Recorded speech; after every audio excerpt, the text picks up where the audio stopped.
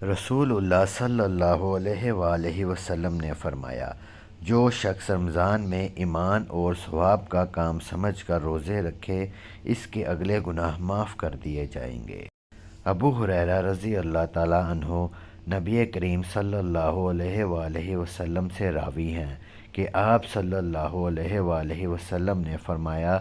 دین بہت آسان ہے، اور جو شخص دین میں سختی کرے گا وہ اس پر غالب آ جائے گا۔ بس تم لوگ میانہ روی کرو اور اعتدال سے قریب رہو اور خوش ہو جاؤ کہ تمہیں ایسا دین ملا ہے، اور صبح اور دوپہر کے بعد اور کچھ رات میں عبادت کرنے سے دینی قوت حاصل کرو۔ برا بن عازب سے روایت ہے کہ نبی صلی اللہ علیہ وآلہ وسلم جب ہجرت کر کے مدینہ تشریف لائے تو پہلے اپنے ننہال میں جو انصار تھے ان کے ہاں اترے، اور آپ نے مدینہ کے بعد 16 مہینے یا 17 مہینے بیت المقدس کی طرف منہ کر کے نماز پڑھی، مگر آپ کو یہ اچھا معلوم ہوتا تھا کہ آپ کا قبلہ کعبہ کی طرف ہو جائے، چنانچہ ہو گیا، اور سب سے پہلی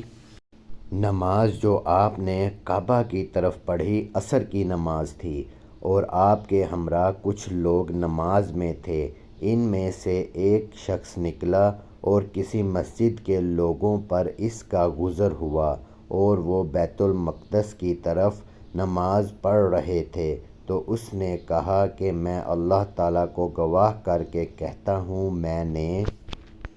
رسول اللہ صلی اللہ علیہ وآلہ وسلم کے ہمراہ مکہ کی طرف منہ کر کے نماز پڑھی ہے۔ یہ سنتے ہی وہ لوگ جس حالت میں تھے اسی حالت میں کعبہ کی طرف گھوم گئے، اور جب آپ بیت المقدس کی طرف نماز پڑھتے ہیں، یہود اور جملہ اہل کتاب بہت خوش تھے، مگر جب آپ نے اپنا منہ کعبہ کی طرف پھیر لیا تو یہ ان کو ناگوارا ہوا۔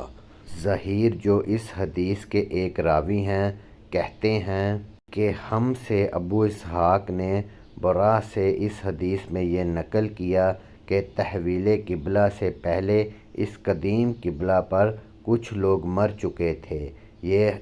ہم یہ نہ سمجھ سکے کہ ان کے متعلق کیا خیال کیا جائے۔ اس پر اللہ تعالیٰ نے یہ آیت نازل فرمائی۔